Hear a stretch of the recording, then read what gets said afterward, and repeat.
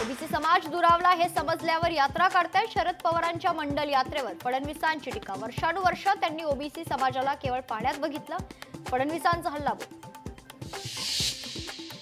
पालिका निवडणुकीत महाविकास आघाडी भुईसपाट होणार, महसूल मंत्री बावनकुळेंचा दावा।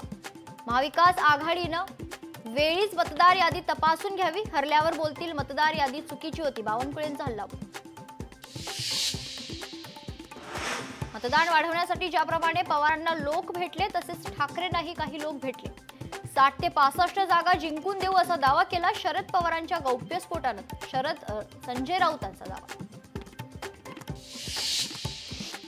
वादग्रस्त मंत्री सरकारच्या घोटाळ्यांविरोधात ठाकरेंच्या शिवसेनेचं उद्या राज्यभरात आंदोलन। उद्धव ठाकरेंचं दादरमध्ये आंदोलन तर दिल्लीत इंडिया आघाडीचा निवडणूक आयोगावर मोर्चा। निवडणूक आयोग घोटाळेबाजांना संरक्षण देतं, संजय राऊतांचा दावा। ठाकरेंच्या शिवसेनेचे भास्कर जाधवांचं व्हॉट्सअॅप स्टेटस पुन्हा चर्चेत। कितीही त्रास द्या, एकटाच खंबीर, ठाकरेंच्या आमदाराचा कुणाला इशारा।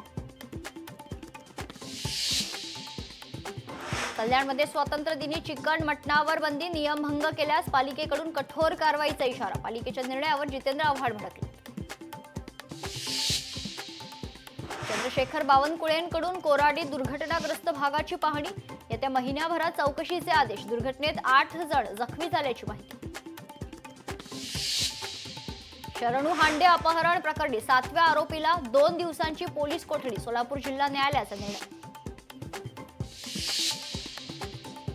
कबूतरखान्याच्या मुद्द्यावरून जैन मुनींचा आंदोलनाचा इशारा। आंदोलन सुरू राहणार, शांत बसणार नाही, वेळ आली तर शस्त्र देखील उचलू, जैन मुनींचा इशारा।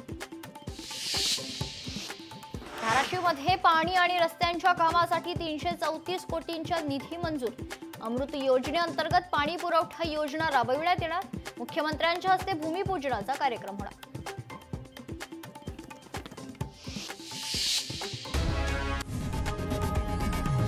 लोकशाही मराठी ऐका, पहा, जागरूक रहा।